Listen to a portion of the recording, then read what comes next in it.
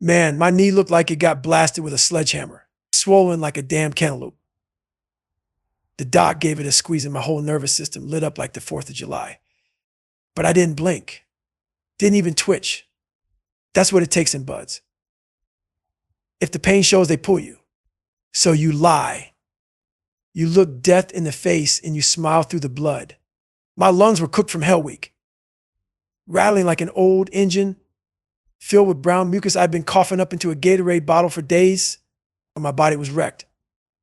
But I didn't care. I wasn't about to tell this doc the truth. I didn't come that far just to be sidelined by honesty.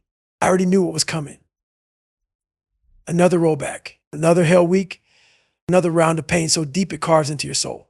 And I couldn't fucking face that. Not again. So I looked the doc straight in the eye and said, "Just a little stiff, doc." He nodded and moved on. And that was it. That lie was the only thing keeping my SEAL dream alive. Most people think once Hell Week ends, the suffering stops. That's bullshit. That's the fairy tale they sell civilians to keep them inspired. The truth, the pain just shifts, changes shape. It's not instructors yelling in your face anymore. It's your body tearing itself apart from the inside out. I couldn't walk without pain shooting through my leg like a hot spike. I couldn't breathe without hacking up blood and brown sludge. My lungs were heavy as hell, my chest clamped tight like I had a damn anvil sitting on it. And for 2 days I laid in bed spitting into that bottle, just watching the shit pile up like I was measuring my misery. And even then I wasn't resting, I was waiting, calculating. I knew the game. Rest wasn't for me. Rest was just a pit stop before the next fucking war. And I needed time. I needed just enough relief to make it through the next evolution. Because in my mind, there was no other way forward but through. The next battle came in the water, and it was brutal. A damn knot tying drill in a 15-foot pool, underwater with zero gear. No goggles, no mask, no fins, just you, a rope, and a full-blown panic attack waiting to happen. And let me be clear, this wasn't the fucking Boy Scouts. This was the Navy SEALs. If you tie one knot wrong, or if you come up for air too soon, you're done. Game over, pack your shit. I was still wrecked and knee shot, lungs on fire. But I went into that pool like I had something to prove, treading water on one leg while instructors circled like sharks. My heart rate spiked instantly. Pain exploded in my knee with every kick. And that's when Psycho Pete locked in on me. That motherfucker was grinning like he just found his favorite chew toy. He wanted to see me drown. Wanted to be the one who watched Goggins break. And I could feel it. Every second, every scream, every knot. He was right there waiting for me to fold. Psycho shouted commands while I struggled just to stay above water. Tie a square knot, then a bowline. Now, my breath was ragged. My leg was screaming, but I dove anyway. There were 5 knots in total, and we had to tie them all underwater. Each one signed off by the instructor before we could surface. And these assholes took their sweet time. They'd inspect every loop like they were checking fine jewelry. And if it wasn't perfect, you'd be sent back down on the same breath. Or fail. I was underwater with next to no oxygen in my lungs. Every second burned. My heart was pounding so hard it felt like it was trying to punch through my ribs. But I tied that rope like it was the only thing keeping me alive. Because in a way it was. I surfaced gasping like a dog in the desert, and my body was toast. But I wasn't fucking quitting. Not today. Not ever. This was war. And in war, pain's just another enemy to choke out. Then came the real test. Psycho dared me, challenged me to tie the last 3 knots on one breath. He didn't have to say much, just looked at me like I was already done. And that's the kind of shit that flips a switch in me. I didn't care if my lungs collapsed or if I blacked out and dropped like a stone. I was going to do it. But, of course, he made it worse. Every time I opened my mouth to take a deep breath, he splashed water in my face. You can't breathe when you're being waterboarded in a pool. I was running out of time. Go under now or you fail, he screamed.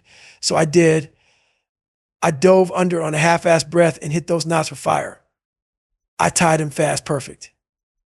Even as my chest burned and my vision narrowed to black, I didn't stop. Because I wasn't just tying knots. I was proving I belonged. proving that I wasn't some fragile kid from Indiana anymore. I was something else, something made in fire. That moment was a damn turning point. Midway through that drill, while my lungs screamed and the pain spiked so hard I thought I'd pass out, something happened. I looked at Psycho and all the bullshit from my life. And the abuse, the bullying, the pain, it came flooding back, but not to crush me. It came back to fuel me and to remind me who the fuck I was. That pain wasn't weakness. It was my origin story. And suddenly the fear vanished, the doubt, gone. I tied the last knot slow, controlled, staring Psycho down the whole time like I was daring him to flunk me. He knew I wasn't going anywhere. I surfaced like I just won a damn championship. Gasping, sure, but victorious. And I saw it in his face. He couldn't break me. Not today. Not ever. That was the moment I realized what I'd been through wasn't a curse. It was a motherfucking forge. All that pain, all those demons, they made me bulletproof. That was the beginning of my armored mind. Man, the pool used to scare the shit out of me. And back in the day, just treading water felt like drowning. I'm negatively buoyant. My body's built for power, not floating. But here I was again, facing a damn underwater knot, tying drill in 15 feet of water, and my body was a broken-ass battlefield. My right leg was trash, knee locked up tight, lungs still filled with leftover Hell Week sludge. But the instructors didn't give a fuck. Neither did I. I knew this wasn't about tying knots. This was about pressure, about pain. Well, about who the hell you become when every fiber in your body is screaming quit. You start treading water and your heart rate skyrockets, especially when one leg is out of commission. I was basically swimming in circles trying to stay up. Then I saw him. Psycho Pete. Already locked in on me like a sniper. That motherfucker wanted payback. Wanted to watch me drown, fail, and disappear like I never belonged here in the first place. I wasn't about to give him that satisfaction. The drill wasn't complicated on paper. You get a rope, you tie 5 knots underwater, one at a time. You get one breath between dives or go all in and try to knock them out in one shot. No fins, no mask, and no goggles, just you, the pool, and your demons.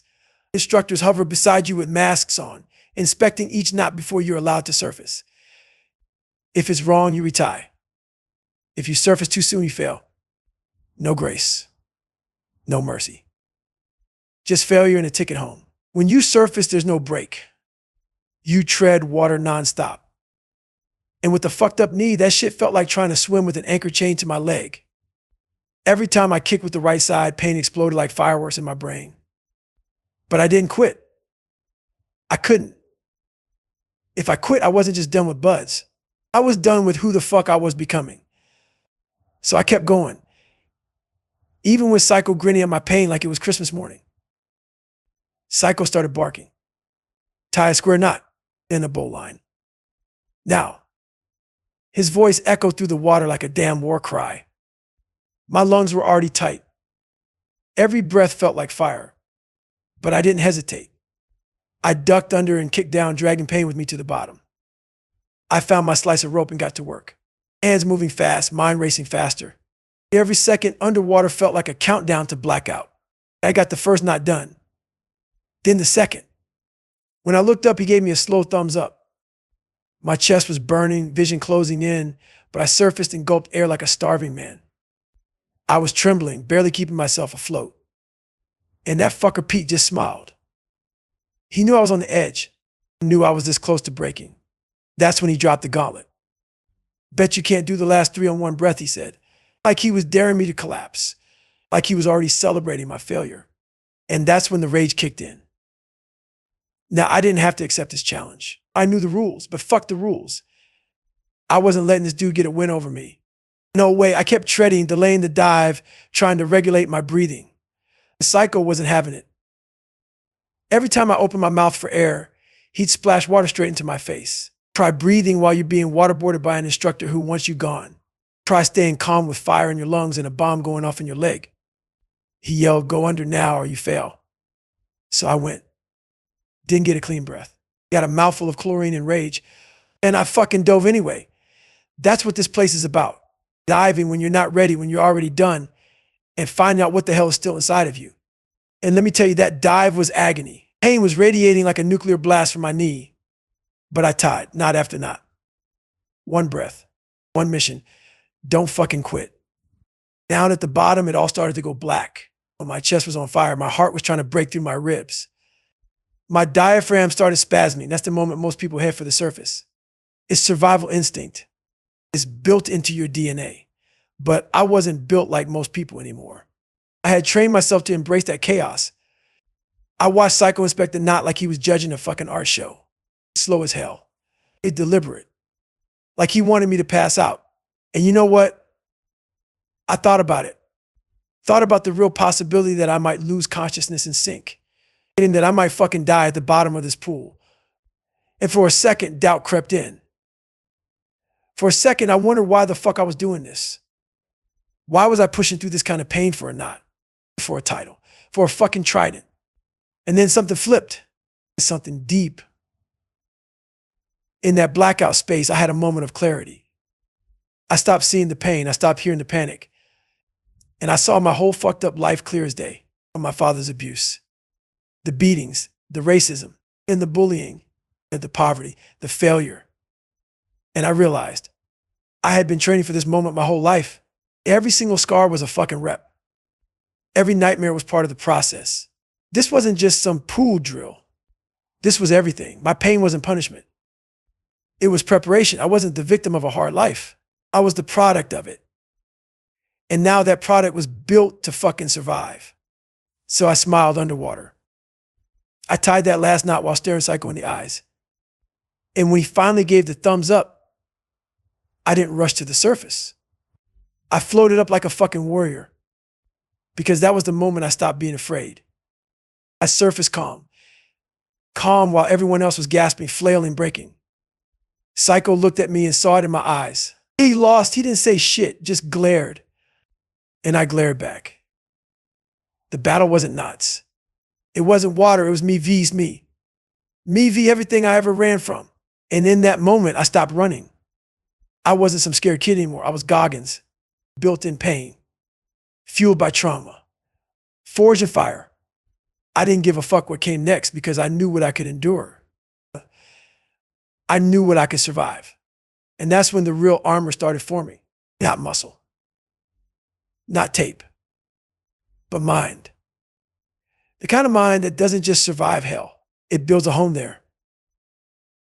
Man, I came out of that pool barely breathing, knee throbbing like it had its own heartbeat, lungs still stinging, and somehow I was smiling. Not because the pain was gone. Hell no. It was because something cracked open inside of me during that dive. I'd been through some shit already, but that moment, that knot tying evolution, that was the first time I saw pain not as the enemy, but as the damn key. I felt like I just kicked open a door that had always been there, right in the middle of my suffering. Every time someone told me I wasn't good enough, every time I got beat down as a kid, every single failure, I'd been stacking bricks without knowing it. And now right there in that fucking pool, I realized I wasn't just surviving, I was building. My callous mind wasn't just an idea anymore. It was real.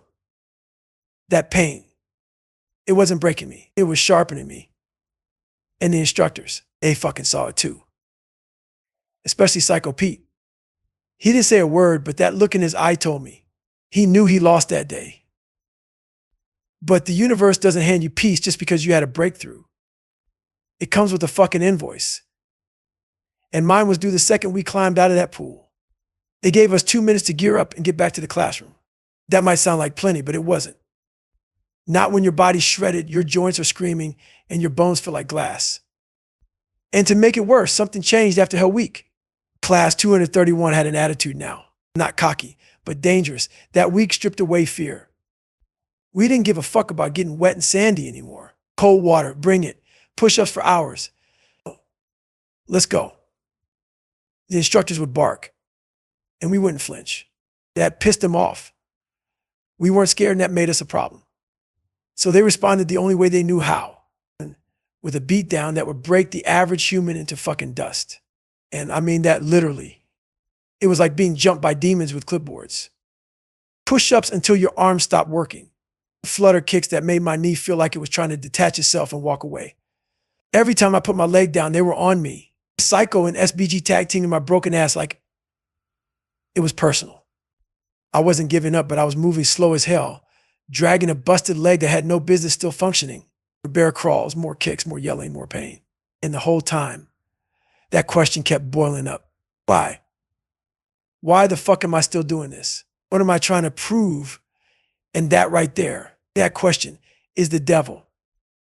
It creeps in when you're down, when your soul's tired and your body's screaming. That's the fork in the road most people don't come back from.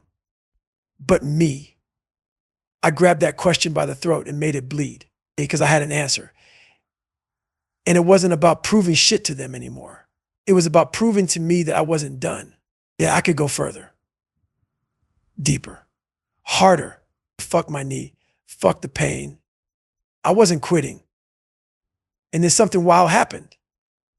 In the middle of that agony, and when I should have been blacking out from the pain in my leg, I felt it lift. Not all the way, but enough, like my body unlocked another gear. Not because I was healed, but because my mind made the decision to keep going. It tapped into that second wind, the one most people never meet because they quit before it shows up. And I started moving faster. Air crawling like I had rocket fuel in my spine. The pain didn't vanish. It just got shoved into the back seat. My calloused mind took the fucking wheel. And I'll never forget what SBG said when we finally stopped. He looked at me and asked, "What got into your ass to make you Superman?" I didn't say shit. I just walked off. Because the truth is, I didn't fully understand it yet either. But I knew something inside me had changed permanently. That day, I realized something powerful. Just like a fighter uses an opponent's energy against them, I could use pain, pressure, and self-doubt to my advantage. Every beatdown, every insult, every setback could be flipped into fuel. But only if I stayed in the fight long enough to get past the fear and emotion and into the logic of it. The sympathetic nervous system isn't just about fight or flight. It's the nuclear reactor in your chest that you can fucking activate when all your other systems are shutting down. Most people never access that level because they crumble at the first wave of pain. But if you know how to manage your mind, if you remember your scars and use them to callous the present, you can flip that switch on demand. That's what I did around that pool. I didn't just survive the pain, I weaponized it. And once you do that, you're no longer playing the same game as everyone else. But I'll say this. Callousing the mind isn't some magic trick. It doesn't erase fear or kill doubt. It just gives you a sword sharp enough to cut through that shit. Every challenge, every evolution, every goal, self-doubt always shows up. That voice in your head whispering that you ain't enough, that you should quit. It's evolutionary, primal, ancient as hell. But here's the secret. You don't have to get rid of it. You just don't let it drive. You keep that motherfucker in the back seat, tied up and gagged. And when shit gets hard, and it always does, you go back to what you've already survived. That's how you push forward. That's how you beat that voice. You look it in the eye and say, you ain't new. I've already kicked your ass before. The average person never even tries to control their thoughts. They just react, float, coast through life. That's why they never get better. But pain focuses the mind. That's why I love physical suffering. It's a training ground for the mind. When your body's under fire, your thoughts are loud and raw and unfiltered. You can hear the truth in that pain. You either crumble or you rise. It's a crucible, a war room. That's why I kept chasing pain, even when I didn't have to. That's why I went back to the pool 3 times a week after training. Not because I liked it, because it scared the fuck out of me. And anything that scares me, I face it head on. Because I know that behind that fear is another piece of me waiting to get built. Man, I knew something was wrong the second I started walking back to the compound. That wind I'd felt after the pool, gone. My body felt like it was coming apart bolt by bolt. Every step sent lightning up my leg. My knee was cooked. No more pretending, no more pushing through. I was done. And deep down, I fucking knew it. But I still limped my busted ass to medical like some warrior dragging himself off the battlefield. The doc took one look at the swollen mess under my camis and didn't say a damn word. It shook his head like this dumb motherfucker did it again. X-ray confirmed it. Cracked kneecap, and not a sprain, not inflammation. Fractured fucking bone. I was finished. Not because I quit, not because I failed, but because my body finally gave out. And buds don't give a shit if your kneecaps dust. You're out. Pack your shit. Go home. And just like that, I was off the battlefield and back on a train to Indiana with nothing but time, pain, and fucking questions. The first day on that train, I was a damn wreck. Mind racing, heart heavy as hell. I wasn't thinking about pride or honor or any of that inspirational bullshit. And I was thinking, is this it? Am I fucking done? I'd survived Hell Week twice. I'd made it through drown-proofing evolutions, beatdowns most people can't even imagine. And now here I was sitting on a fucking Amtrak like some broken toy. My mind was a war zone. The thoughts like, maybe that's enough. Goggins, maybe you proved your point. But that was bullshit. I knew it. I just didn't want to admit the truth. I was scared. Scared to go back. Scared to start over. Scared of the pain. Day 2, I was already planning my exit strategy. Firefighter, maybe Marines, something else. Something less fucked up than SEAL training. But the truth, I was shopping for comfort, looking for a way to justify quitting without saying I quit. That's some coward shit. And I could smell it on myself. Hey, by day 3, something snapped. I was standing in this tiny ass train bathroom staring into the mirror and I couldn't lie anymore. That accountability mirror don't play. It don't give a fuck about excuses, circumstances, or sob stories. It's the one thing in this world that always tells you exactly who the fuck you are. And what I saw wasn't pretty. You scared, I said out loud. Scared of day 1, week 1. Scared of the pain. Scared of the unknown. I didn't say it to beat myself down. I said it because it was fucking true. And the truth is the only place you can ever build from. I wasn't some unbreakable machine. I was a man who'd been broken again. But that didn't mean I had to stay broken. I still had a choice. Go back into that fire and become something more. Or settle for being another almost story. Another he could have been, fuck that. I wasn't ready to bury the fight just yet. When I got back to Indiana, Pam picked me up at the station. We weren't even together anymore, but there she was. The same old patterns. We knew it wouldn't work, but we kept falling back into each other like dumbasses too tired to stop. That night, we ended up in bed like nothing changed. But everything had changed. My body was jacked up. I was 30 grand in credit card debt. And I didn't even know if I had a future. No address, no car, no real plan. His pain and confusion stacked to the ceiling. Then like some fucked up cherry on top of a shit sundae, she walks in the next morning holding a pregnancy test with the biggest damn smile on her face. And we're pregnant. Boom. Instant reality check. I couldn't breathe. I wasn't ready. Hell, I wasn't even fully alive inside. And now I had a family to carry on a back that was already crumbling. The weight got real in that moment. Heavy as a motherfucker. I didn't sleep that night. Just sat on my mom's couch staring into space while life caved in on top of me. The past, the present, the pressure. It all hit at once. My life's been a fucking nightmare, I told her. From the second I was born, it's just been pain. After pain. After pain. She didn't sugarcoat shit.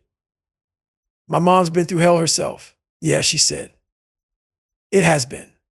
But you've always found a way. I didn't feel strong. I didn't feel resilient. I felt stripped bare. But I wasn't dead. And that meant I had another shot. But another round in the chamber. I just had to make the call and go back. Or stay safe.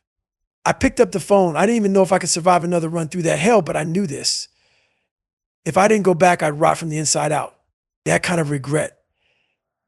That's a cancer that never leaves. So I fucking dialed. The training officer didn't waste time. You'll be back at day 1, week 1, he said. No mercy. No shortcuts. And Goggins, this is the last shot. You get hurt again and you're out for good. Roger that, I said. I hung up the phone and stared at the wall like I was staring at death. Because in a way I was. I knew exactly what I'd signed up for. In the running, the swimming, the sand, the pain, that shit was burned into my soul already. And here I was crawling back into the fire with open arms. Not because I liked it, but because it's who the fuck I am. I'm not built for comfort. I'm built for war.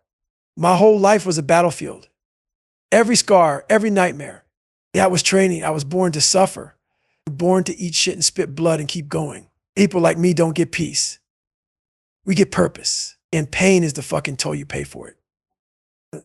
Look, man, there's levels to suffering. Most people think pain ends at physical. Busted bones, torn muscles, beatdowns. Nah, man, that's the shallow end.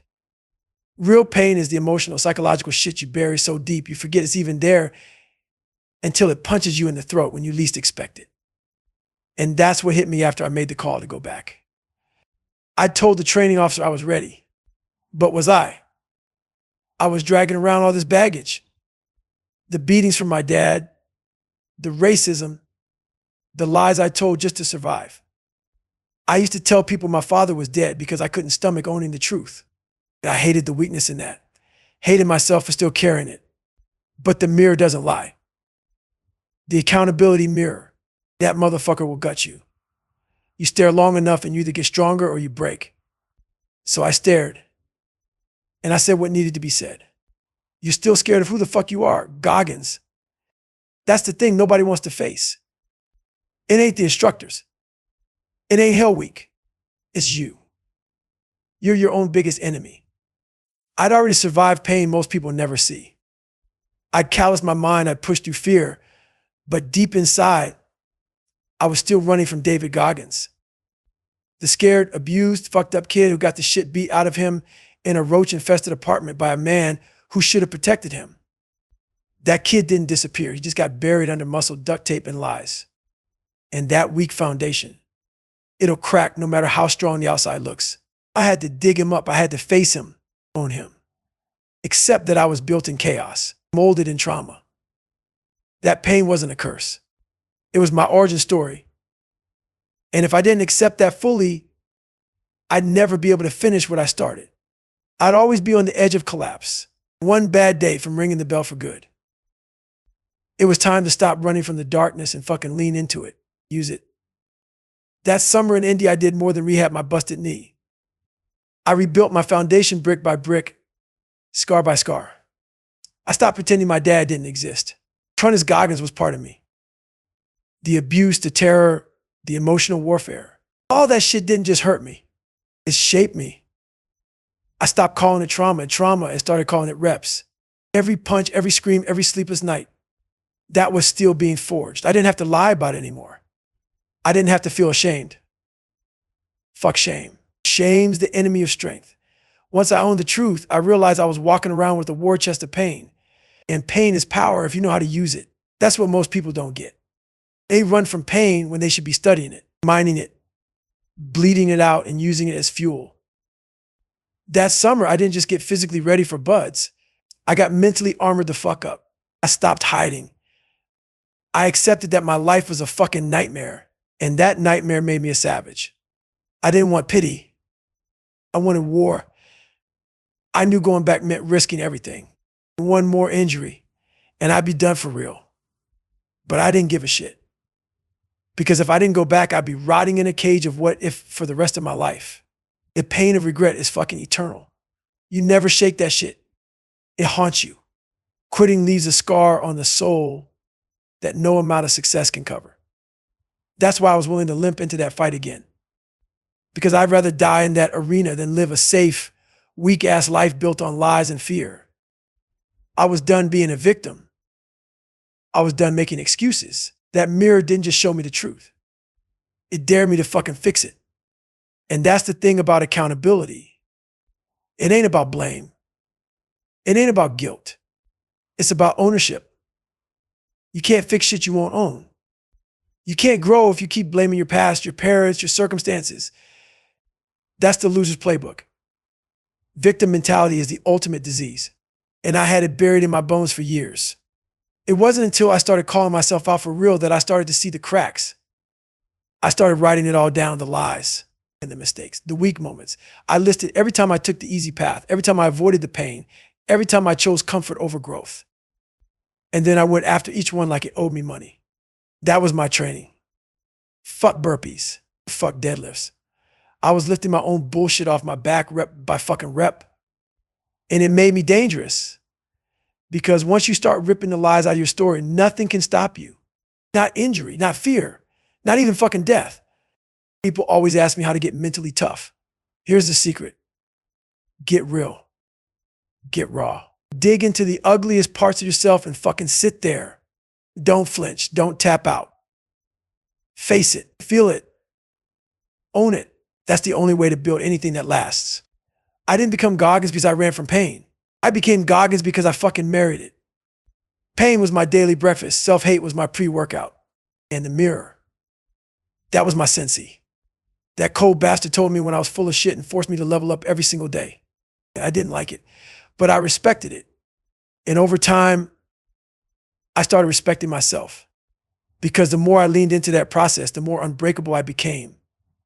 That's how you build a foundation strong enough to carry anything.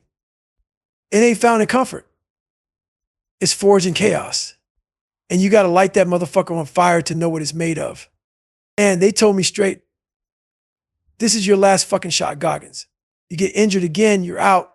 No rollback, no redemption, no comeback story. It's just done, finito. Pack your shit and leave. And I accepted that. Not because I was confident, not because I was healed, but because I didn't give a fuck anymore. I had nothing left to lose, and when a man's got nothing left, that's when he becomes dangerous. I walked into class 235 like a loaded gun. Didn't talk, didn't smile. I was there on a mission. One knee still barking like a wounded dog, but I kept that pain on a leash. There were 156 swinging dicks on day one, all of them thinking they had what it took. I already knew most of them wouldn't make it. Hell Week was waiting, like a reaper sharpening his blade, but I wasn't afraid of that anymore. I already met that motherfucker twice and lived. Now I was back for the last round. Win or fucking die. There was one guy in the class who caught my eye. That's Sean Dobbs. Built like a fucking tank. Short, stocky jack. Dude came in like he was born for this shit. Ran fast, climbed faster. Crushed the old course in under 9 minutes. You could see it in his eyes. He thought he was invincible. Thought he had it all figured out. And on the surface, he looked like the real deal. But that's the thing about Buds. It doesn't give a fuck how athletic you are. This place isn't about muscles. It's about the war inside your fucking skull. And Dobbs, he was all brawn and zero depth. Loud as hell too. Talked big shit before Hell Week. I'll be one of the last men standing, he said. Those other guys, they're soft. I watched him say that with a smile. I didn't say a word. I'd seen that type before. And I knew exactly what was coming for him. Because Hell Week doesn't just break bodies. It exposes souls. From the jump, Dobbs treated his boat crew like a competition. He didn't lead, he dominated. Set a pace no one could keep. Wore his guys down like it was a badge of honor. That's rookie shit. Ego-driven bullshit. He thought making others quit would make him stronger. But it just exposed how weak his foundation really was. When Monday hit, the wheels started coming off. That same motherfucker who'd been flexing on the beach was dragging ass in the sand. Couldn't run, couldn't think. His ego was cracking. And I could see it in his eyes. The doubt, the fear, the unraveling. By Tuesday night, he was cooked. Went to medical saying his feet were broken. And when he pulled off his boots, his feet looked fine. That wasn't pain talking. That was his brain giving up. That was the inner bitch taking over. And we locked eyes and I already knew. He was done. You could smell quit like blood in the water. And sure enough, by Wednesday, he was gone. Rode off in the back of a warm truck while the rest of us were freezing our nuts off on Steel Pier. He looked like a monster on day one. But when the pain came, the demons showed up and he had nothing to fight back with. That's why you build a callous mind, not for the easy days, for the nights when everything hurts and your soul is begging for mercy. And Hell Week. That week don't give mercy to anyone. This one was the worst I'd seen. Constant rain, no chow hall breaks. It's cold, Marez, and pain. They weren't feeding us to build us up. They were starving us to strip us down. One night I looked around and thought, I'm in fucking hell. And I love it. Because that's what it takes. You've got to stop running from the fire and learn to fucking live in it. I wasn't just surviving, I was thriving. But pain still came knocking. My leg was still fucked up. Shin fractures. Kneecap holding on by willpower and duct tape. Every step was a gamble. And in the back of my head, that little voice started creeping in. If you get hurt, it's over. But I shut that bitch down with a steel-toed boot to the face. I didn't care. I'd already accepted death. I was in a place darker than fear. I was in kill mode. By Wednesday night, we were doing the Caterpillar swim. Full gear, no support, chain style. And then it happened. One of our guys, John Scobb, went limp. Sick all week, burning up but freezing cold. I saw him slip under and disappear like a stone. Medics dove in, pulled him out, tried to revive him. We were lined up against the fence, backs turned, but we knew. You could feel death in the air. 5 minutes later, they told us straight. Mr. Scobb is dead, just like that. Some people cried, some froze. Me, I felt a mix of grief and clarity. This is the world we chose. This is the price. SEALs aren't built to play it safe. You live in the shadows, you die in the dirt, and your only weapon is your mind. That was my confirmation, that this wasn't just a game or a challenge. This was war. That night, they ended Hell Week early, and no pizza. No ceremony, just silence and survivors. Out of 156, 25 of us made it. My body was wrecked. My legs were splitting, and my soul was raw, but I was still standing because pain doesn't scare me anymore, and neither does death. I don't live for comfort. I live for the edge. And on that edge, the weak fall, but the savage, he fucking rises. Man, Hell Week was over. My legs were shattered. My shins filled with tiny fucking cracks that felt like glass ripping through bone every time I took a step. No break, no fucking mercy. Because in Buds, Hell Week ain't the finish line. It's just the start of the next storm. 21 weeks of punishment still ahead. And I was already walking like I had cinder blocks for bones. Most guys were housed on base, but I lived 20 miles away in a shitty-ass apartment in Chula Vista with a mold problem, a pregnant wife, and a mountain of debt that could crush a bank vault. I was on the edge mentally and physically. I still had no car of my own. Just bought a used-ass Honda Passport that I couldn't afford. But I didn't give a fuck. I wasn't letting that training slip away. I wasn't letting broken bones, overdue bills, or my own body stop me. If I had to crawl across the fucking grinder every day, I'd do it. But I sure as hell wasn't going to quit. The night before first phase cranked back up, I sat in front of the mirror and shaved my head clean. That reflection staring back at me didn't look like a man anymore. It looked like something carved out of hate and fire. Almost 2 years I'd been at war with my body, dragging it through hell and daring it to quit. And now I had to run. Miles and miles and miles, on two legs that were screaming for mercy. I got up at 3:30 a.m., drove to base in silence, parked in the dark, and limped into the cage to grab my gear. I brought 2 rolls of duct tape. Not for packing, for survival. I pulled a sock over my right foot, then started wrapping from heel to ankle, up the calf, layer after layer, tighter than tight, locked in like a cast. Then I did the other foot. By the time I was done, both legs were sealed in makeshift armor. It still hurt like a motherfucker. But at least now it was pain I could weaponize. That first training run was hell. Every footfall felt like someone was stabbing my shin with a hot spike. But I kept running. Couldn't run the normal way.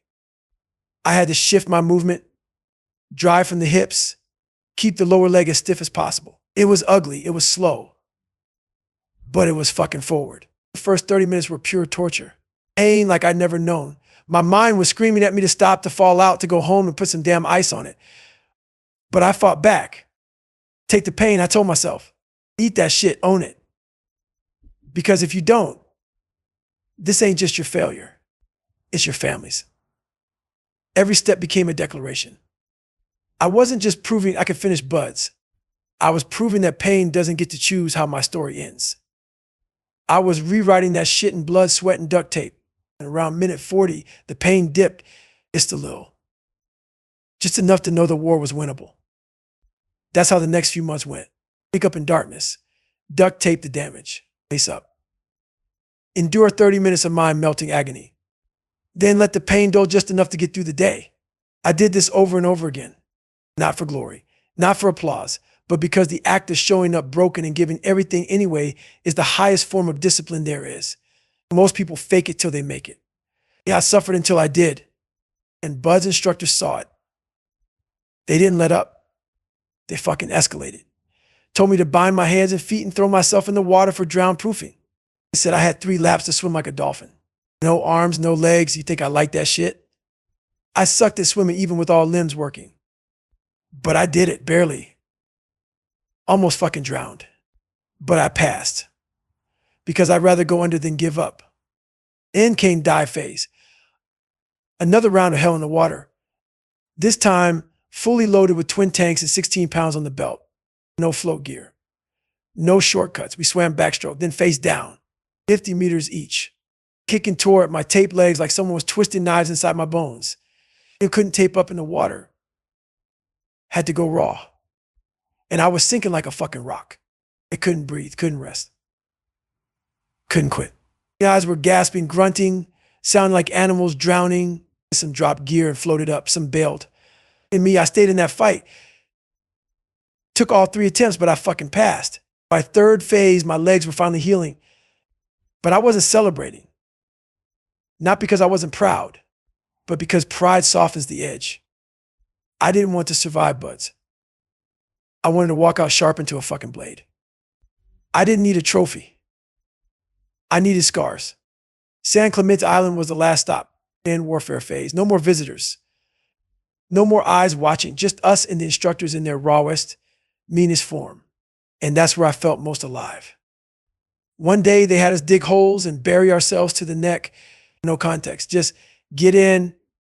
I was smiling, digging deep like it was Christmas.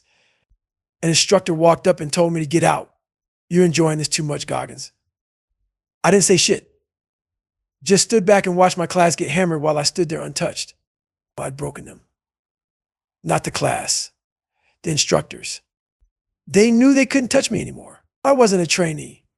I was a fucking ghost in the system. I didn't need push-ups to callous my mind anymore. I become the pain. Man, I should have felt something when they handed me the Trident. Relief, pride, some kind of fuck yeah moment for making it through the hardest training on earth. But I didn't feel shit.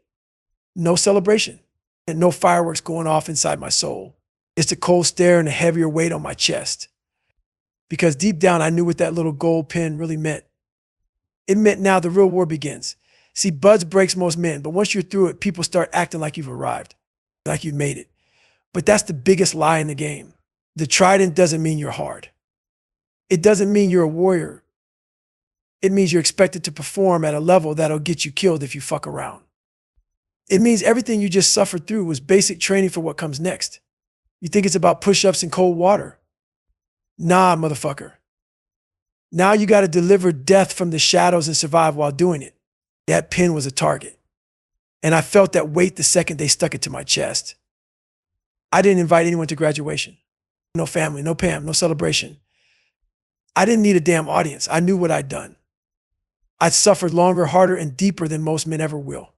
But there was no victory lap, no glory. I just finished crawling through fire. And I was limping across the finish line into another fucking battlefield. After the ceremony, I walked outside alone, looked up at the sky, and asked myself a real question. Are you ready to die for this? Because that's what being a SEAL means. It ain't about gear or cool guy status. It means going places nobody comes back from. It means standing in front of death toe to toe and saying, let's fucking dance. Most guys wear that Trident like a trophy. I wore it like a reminder of how close I'd come to quitting. Yeah, of how many times my body had begged me to stop. I kept going. Not because I was strong, but because I was too fucking broken to go back. The second you hit the teams, the weight triples, and you ain't training anymore. Now you're expected to execute with 0 fuck-ups. Life or death decisions on the fly. Sleep deprived, starving. Adrenaline surging like a cracked out bull in your bloodstream. And everyone's watching. You don't get extra credit for effort anymore. Nobody gives a fuck how many hell weeks you survived. If you either perform or you're gone. So while the rest of the world saw me as a badass SEAL now, I was sitting there like I still got work to do. Because I wasn't done sharpening. Wasn't done proving that I belonged.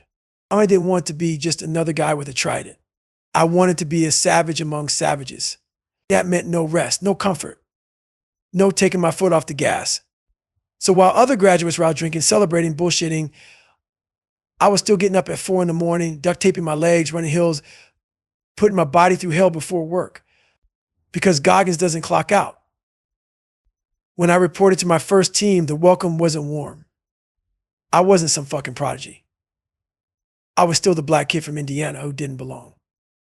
They didn't know my story. They just saw the skin, the quietness, the no bullshit stare, and they tested me, made me prove it again and again. I was carrying 2 years of pain and sacrifice on my back, and I still had to prove I wasn't a fluke. That's what a real warrior life is.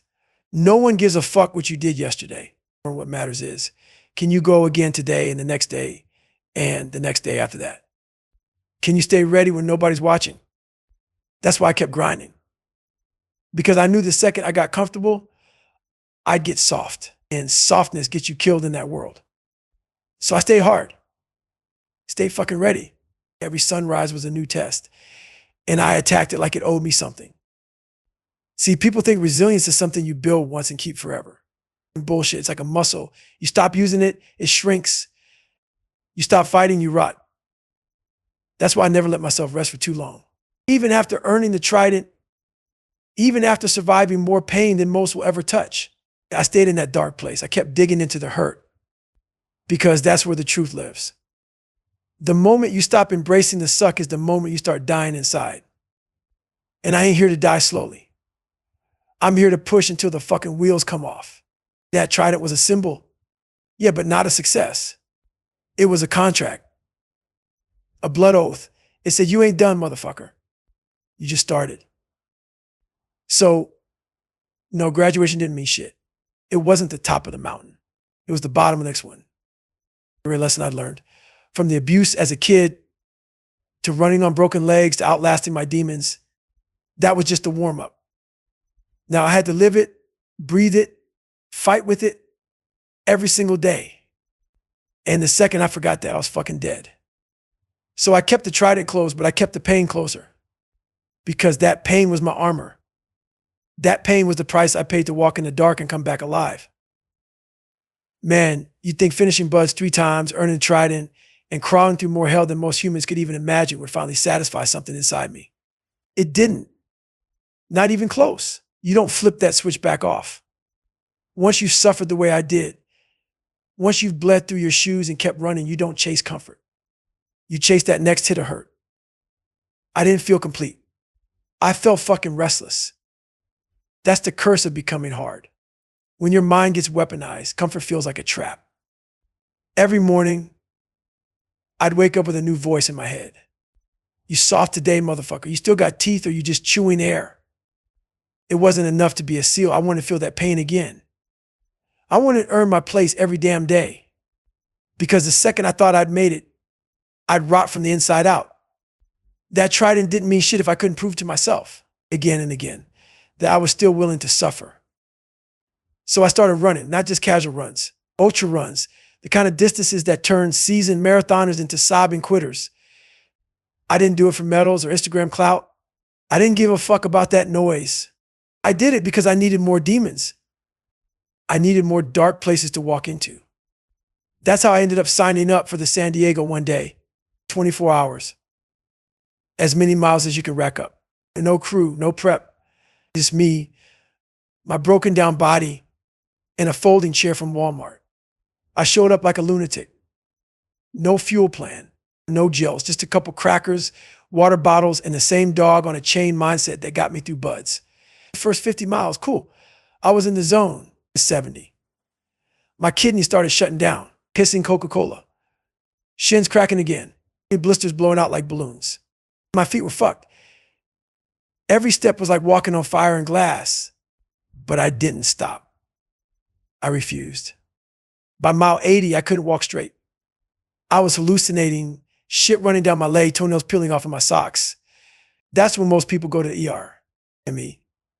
I went deeper. I stared into that abyss and said, is that all you got, motherfucker? Because when you hit that edge, that moment where your body is screaming stop, where your mind begs for mercy, that's where the real work starts. That's the forge. That's where warriors are built. I ended up doing 100 miles in under 19 hours. No training, no support, just savage intent. And that wasn't even the goal. The real goal was to prove to myself that I could still suffer. Yeah, I still had that dog in me. That pain wasn't the enemy. It was my fuel. And I burned every damn drop of it that night. People called it crazy. Said I was self-destructive. Said I needed help. Fuck that. They didn't know the war I was fighting. I wasn't chasing pain. I was chasing freedom. Every time I pushed past what I thought was possible, I tore another excuse off my soul.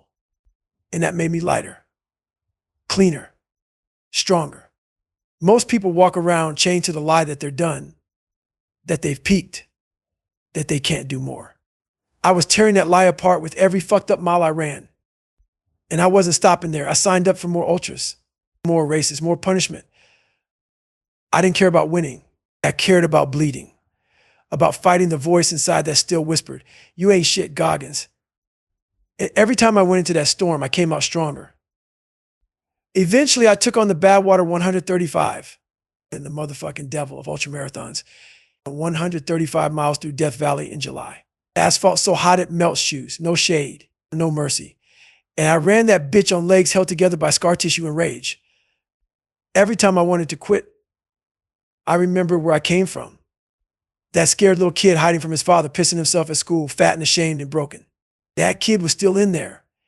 And he deserved to see what the fuck he could become. So I kept running, kept suffering, kept evolving. Because growth doesn't happen in comfort. It happens when your body is wrecked, your mind is screaming, and you still move. That's how you find out who the fuck you really are. That's what Can't Hurt Me is all about. It's not a slogan, it's a lifestyle, a mindset, a choice. You either sit in your shit and blame the world, or you get up, face the mirror, and go to fucking war with yourself. Most people never go there.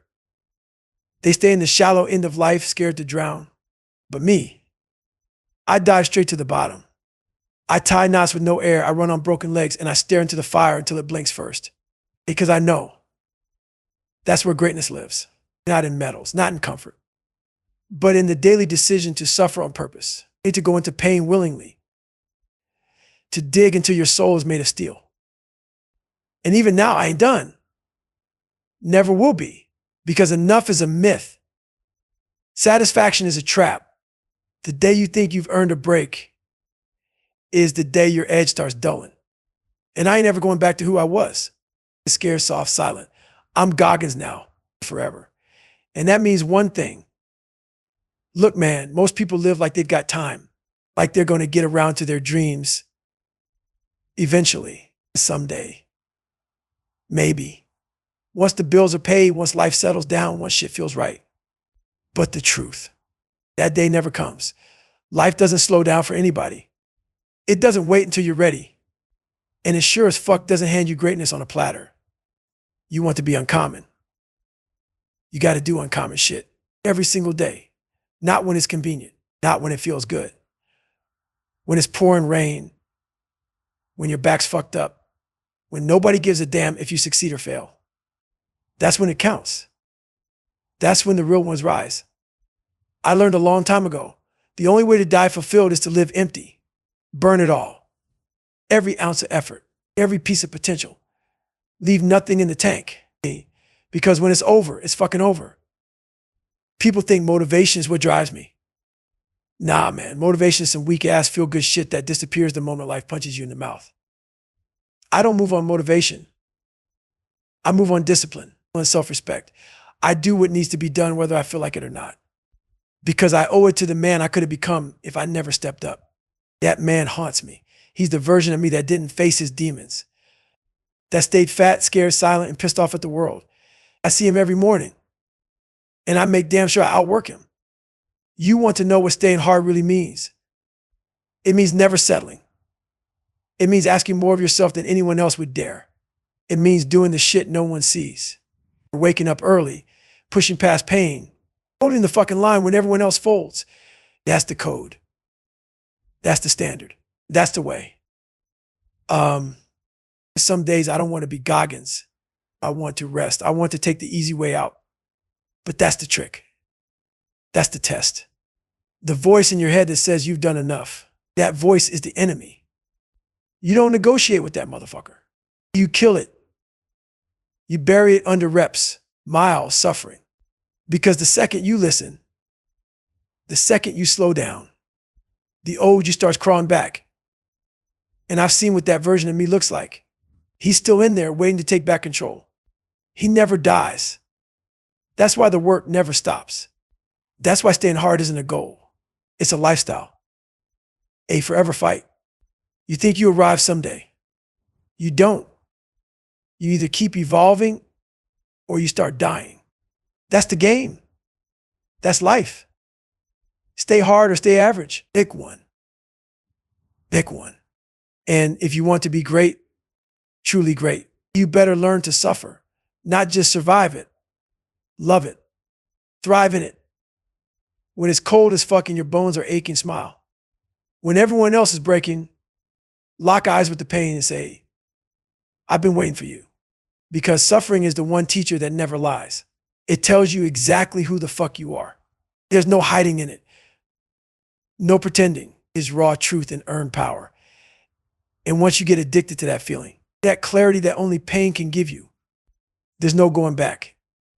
You stop fearing hard things. You start hunting them. You don't just endure, you dominate. That's how warriors are made. That's how you separate yourself from the soft-ass world we live in. But don't get it twisted. I'm not special. I wasn't born a savage. I made myself one. Every ounce of discipline I have was earned. Every scar on my body has a story behind it. A story of choosing the hard road when I didn't have to. Anyone can do what I did. But most won't, because it's easier to be a victim, easier to blame, easier to scroll, to snack, to sleep in. But none of that shit builds you. It breaks you. You want to become a warrior. You better be willing to walk through fire barefoot with your fucking soul on the line. And you better do it alone. Because no one's coming to save you. No coach, no trainer, no mentor. You're either your own hero or you're just another fucking excuse. That's the truth no one wants to hear.